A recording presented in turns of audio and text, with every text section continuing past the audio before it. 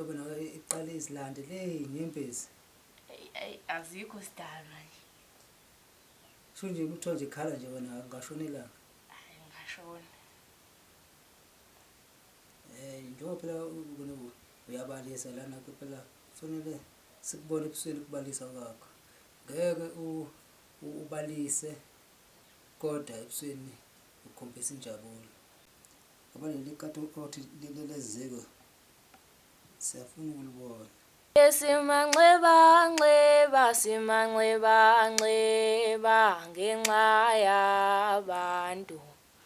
Sengingenile-ke mina ngiyintombi yakoGambu umsuthu olanga obheli kaMdingo sakhe simantengentengana i-TLB umashikila khala ugogo umagqabashiya khala ontanga.